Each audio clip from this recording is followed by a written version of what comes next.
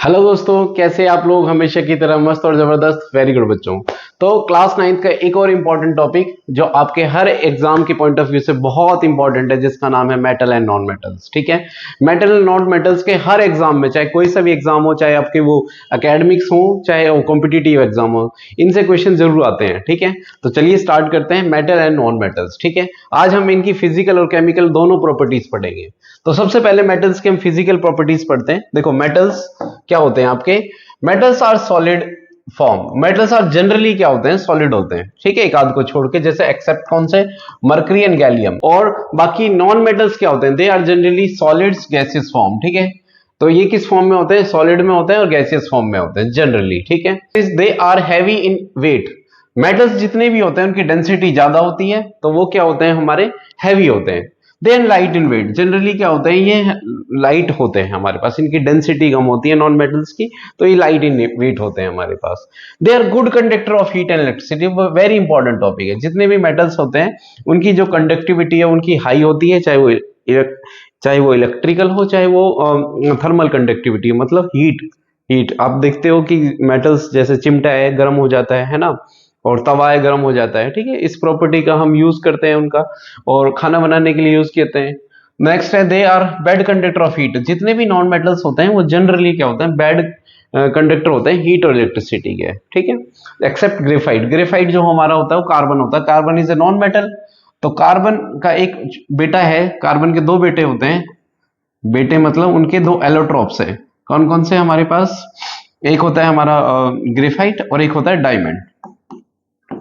ठीक है, एक और है जो आर्टिफिशियल है, जिसको बकमिंस्टर फुलरिन बोलते हैं, डायमंड। तो ग्रेफाइट, ग्रेफाइट ये कैसा होता है? ये कंडक्टर होता है, ये कंडक्टिव इन नेचर होता है। कैसा होता है बेटा? कंडक्टिव होता है ये। ठीक है, आपने पेंसिल का जो देखा होगा, जिससे पेंसिल से हम लिखते हैं ना, वो जो ब्लैक पार्ट होता है उसका। ठीक है, तो वो क्या है? वो हमारा ग्रेफाइट का बना होता है। ठीक है, सेल के जो इलेक्ट्रोड होते हैं, आपने सेल को कभी तोड़ के देखा होगा, तो उसके अंदर एक रोड सी निकलती है जिसको ग्रेफाइट बोलते हैं, वो ग्रेफाइट का बना होता है। Metals have lustre. मेटल के अंदर चमक होती है। लस्टर का मतलब क्या होता है बेटा? चमक, शाइनिंग होती है इनके अंदर। Metals non metal do not have lusters. इनकी चमक नहीं होती एक्सेप्ट ग्रेफाइट। ग्रेफाइट के अंदर थोड़ी शाइनिंग सी होती है। Silicon, phosphorus. ठीक है, कुछ नॉन मेटल एक्सेप्शन तो आपको हर जगह मिल जाएंगे। तो ये कुछ नॉन मेटल्स है जिनके अंदर लस्टर देखने को मिलती है। Generally they have high melting boiling point. जितने भी मेटल्स और नॉन मेटल्स, जितने भी मेटल्स होते हैं उनका जो मेल्टिंग पॉइंट है वो क्या होता है? हाई होता है। टाइम लगता है उनको बॉइल होने में। They have low melting and boiling point. इनका मेल्टिंग एंड बॉइलिंग पॉइंट क्या होता है? कम होता है। ठीक है, मतलब ये जल्दी इजीली बॉइल हो जाएंगे हमारे पास। ठीक है, many metals produce ringing sound. Sonorous effect बोलते हैं इसको, सोनोरस। ठीक है, तो सोनोरस इन नेचर होते हैं। सोनोरस का मतलब क्या होता है बच्चा? कि साउंड इफेक्ट है ना। मेटल की घंटियां भी बनाई जाती हैं। आप मेटल में आवाज करोगे, टन से आवाज आएगी। मेटेलिक साउंड होता है, हर एक मेटल के अंदर एक मेटेलिक साउंड होता है। ठीक है, नॉन मेटल्स में नहीं मिलता। Non metals do not have produce ringing sound, कोई साउंड नहीं होता। They can be hammered into thin sheets. हाँ, इनको शीट्स और वायर में बना सकते हैं। ठीक है, अगर हम शीट बनाते हैं, ठीक है, अगर पीट पीट के शीट बनाते हैं तो उसको बोलते हैं मैलिएबल। क्या बोलते हैं उसको? मैलिएबल इन नेचर। ठीक है, स्पेलिंग ठीक है। और ये क्या होते हैं हमारे? और अगर हम वायर बना सकते हैं तो वो होती है हमारे डक्टाइल इन नेचर। क्या होता है? डक्टाइल। ठीक है, अगर हम उनको शीट बना सकते हैं तो वो हमारे मैलिएबल नेचर बोलते हैं उनको। और अगर हम उनको वायर की फॉर्म में बना सकते हैं तो वो क्या है? हमारे highly ductile in nature, ductile बोलते हैं। लेकिन नॉन मेटल्स के अंदर ये क्वालिटी नहीं होती है, समझ के? तो जनरली इनके अंदर ये क्वालिटीज नहीं होती है। तो आई होप समझ में आ गया आपको ये इसका कौन सा? ये हमारा फिजिकल प्रॉपर्टीज है। अब आते हैं हम इसके बेसिस पे कुछ क्वेश्चन है, जिस क्वेश्चन को बहुत ही आसान होंगे, देखते ही आप टिक कर दोगे। Which of the following can be use to complete an electric circuit. Electric circuit को कंप्लीट करने के लिए मतलब हमें क्या चाहिए? कंडक्टर चाहिए। और हमने देखा है जितने भी नॉन मेटल्स होते हैं, जितने भी मेटल्स होते हैं, वो सब क्या होते हैं? कंडक्टिव इन नेचर होते हैं। Paper, paper non non metal है, नॉन कंडक्टिंग। ठीक है, रबर नहीं, रबर से भी नहीं कर सकते हम। वुडन स्टिक नहीं, लकड़ी से भी नहीं कर सकते। ब्लेड, यस, ब्लेड हमारा स्टील का या आयरन का बनाया जाता है। तो स्टील का होता है वैसे जनरली। तो steel is a good conductor. Steel किसका बनता है? स्टील आयरन से ही बनता है, समझ के। तो ये हमारा गुड कंडक्टर है। आई होप समझ में आया। नेक्स्ट है, Amrita is trying to set up an electric circuit, she ran shorts of connecting wire. तो उसके पास वायर कुछ छोटी पड़ जाती है।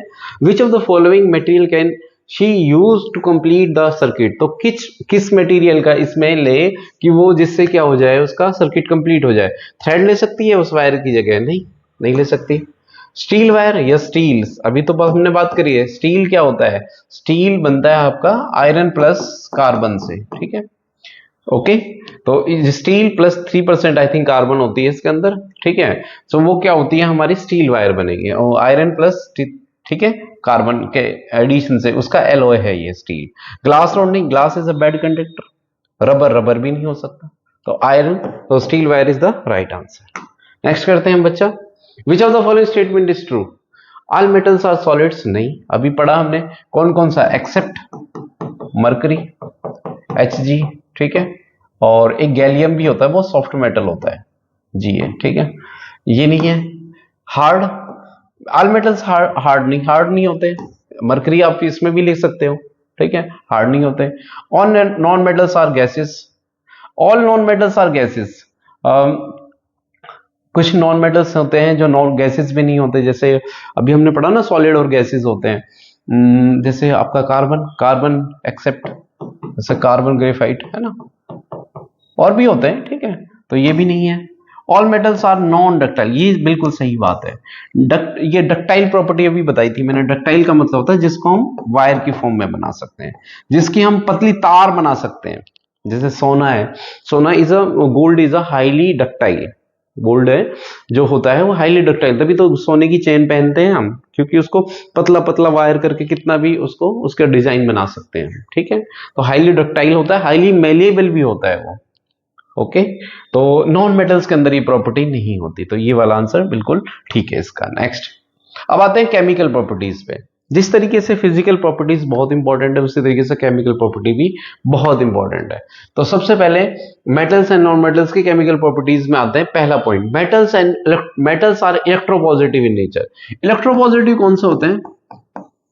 इलेक्ट्रोपॉजिटिव का मतलब होता है कि tendency to donate electron, tendency to donate electrons, ठीक है। जैसे एग्जांपल, एल्यूमिनियम इलेक्ट्रॉन डोनेट करता है तो Al3 पॉजिटिव। तो जिसके अंदर इलेक्ट्रॉन डोनेट करने की टेंडेंसी होती है वो सब क्या होते हैं? हमारे इलेक्ट्रोपॉजिटिव होते हैं, समझ के। Na है, तो जितने भी ये इजीली, जितने भी हमारे मेटल्स हैं ये इजीली क्या करते हैं? इलेक्ट्रॉन डोनेट करते हैं।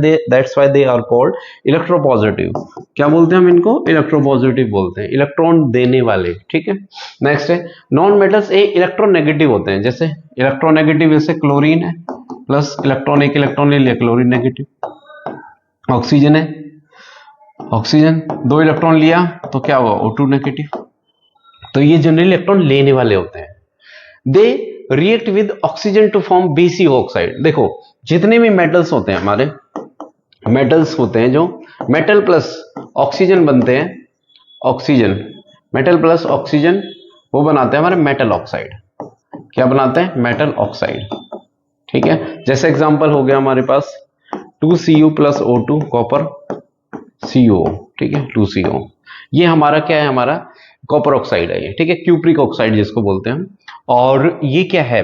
ये हमारे बेसिक होते हैं। ये बहुत इंपॉर्टेंट पॉइंट है और इससे क्वेश्चन आता है कि जितने भी मेटल ऑक्साइड होते हैं वो कैसे होते हैं? हमारे बेसिक होते हैं, जनरली बेसिक, है ना। कुछ होते हैं जो एम्फोटेरिक होते हैं। एम्फोटेरिक का मतलब होता है जिसके अंदर दोनों प्रॉपर्टी होती है, acidic plus basic.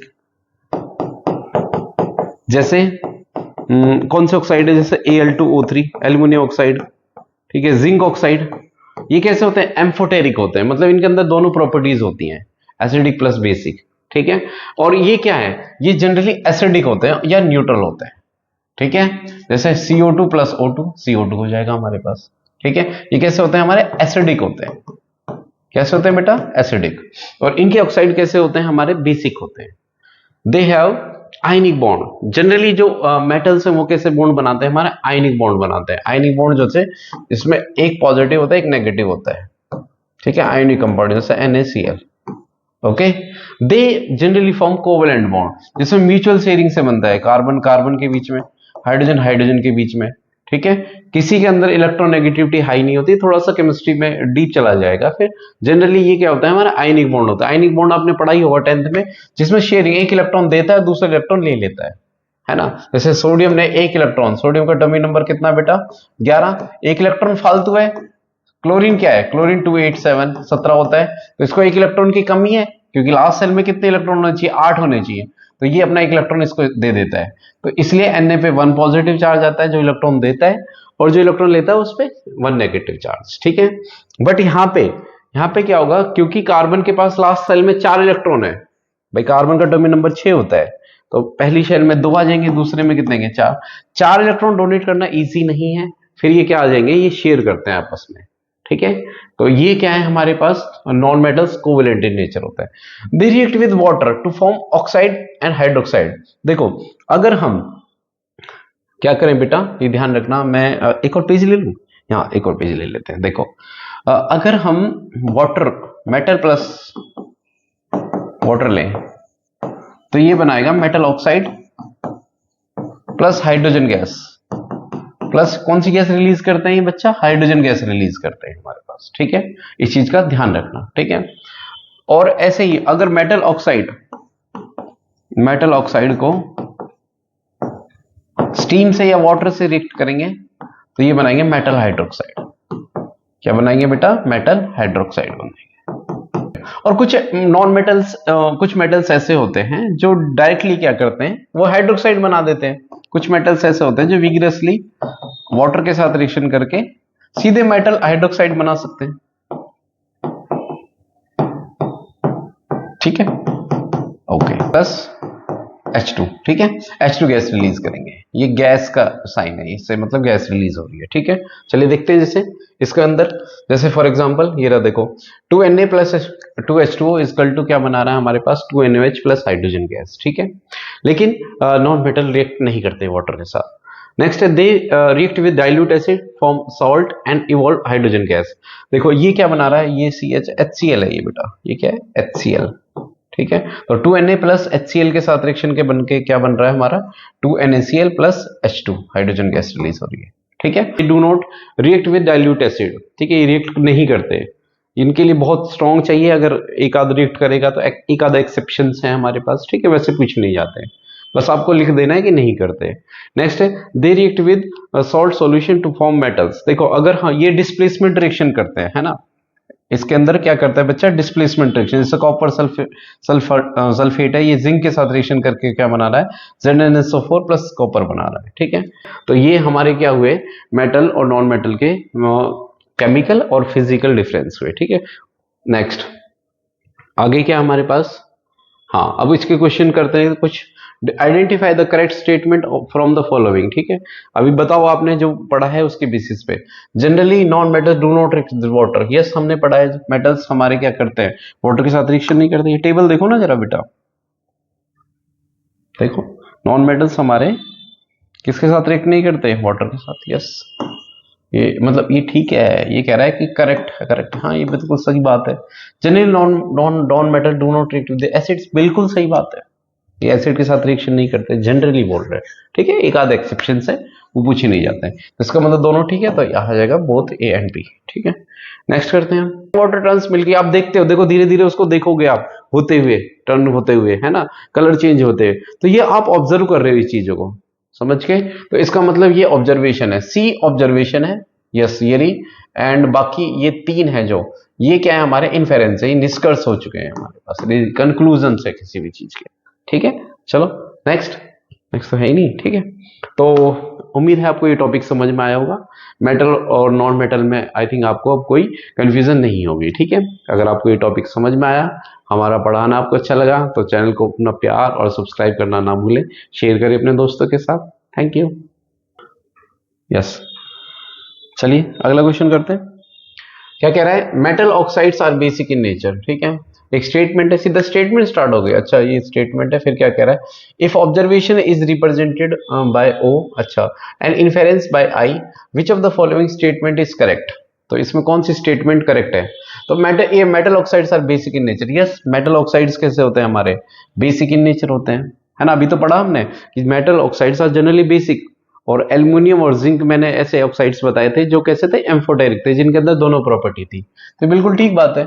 Air expends on heating, yes ये बात भी ठीक है कि चार्ल्स लो कहता है कि volume of the gas directly proportional to temperature. Temperature बढ़ा होगा तो वॉल्यूम क्या होगा? एक्सपेंड होगा, है ना। जब किसी चीज को गर्म करते हैं तो फट नहीं जाती, कुकर फट जाता है, क्योंकि वॉल्यूम क्या हो? कंटिन्यूसली इंक्रीज होता चला जाएगा, है ना। नेक्स्ट है lime water turns milky on passing carbonate. Yes, ये तो एक्टिविटी हम करते हैं। लाइम वाटर को जब फूंक मारते हैं तो क्या हो जाता है? वो उसका कलर कैसा हो जाता है? मिल्की कलर का हो जाता है, ठीक है। Sodium hydroxide and hydrochloric, yes sodium hydroxide NaOH को किसके साथ रिएक्शन करेंगे हम? HCl के साथ रिएक्शन करेंगे, तो ये रिएक्शन हो जाएगी हमारे पास NaCl प्लस क्या बन जाएगा? सॉल्ट प्लस वाटर, ये बन जाएगा हमारे पास, ठीक है। तो अच्छा ये भी ठीक है, मतलब सारी स्टेटमेंट ठीक है हमारे पास। If observation is represent, observation का मतलब क्या है कि हम जो प्रैक्टिकली देख रहे हैं उसको सामने, है ना। और इन्फेरेंस का मतलब है कंक्लूजन, उसके जो निष्कर्ष निकल चुके हैं। तो देखो ये वाली जो है, अगर आप ध्यान से देखो तो ये आप करके देख सकते हो, समझ गए। लाइम वाटर टर्न्स मिल्की, आप देखते हो, देखो धीरे धीरे उसको देखोगे आप होते हुए, टर्न होते हुए, है ना, कलर चेंज होते हुए, तो ये आप ऑब्जर्व कर रहे हो इस चीजों को, समझ गए। तो इसका मतलब ये ऑब्जर्वेशन है, सी ऑब्जर्वेशन है, यस ये रही। एंड बाकी ये तीन है जो, ये क्या है? हमारे इन्फेरेंस है, ये निष्कर्ष हो चुके हैं हमारे पास, कंक्लूजन है किसी भी चीज के, ठीक है। चलो नेक्स्ट, नेक्स्ट तो है ही नहीं, ठीक है। तो उम्मीद है आपको ये टॉपिक समझ में आया होगा। मेटल और नॉन मेटल में आई थिंक आपको अब कोई कंफ्यूजन नहीं होगी, ठीक है। अगर आपको ये टॉपिक समझ में आया, हमारा पढ़ाना आपको अच्छा लगा, तो चैनल को अपना प्यार और सब्सक्राइब करना ना भूलें, शेयर करें अपने दोस्तों के साथ। Thank you.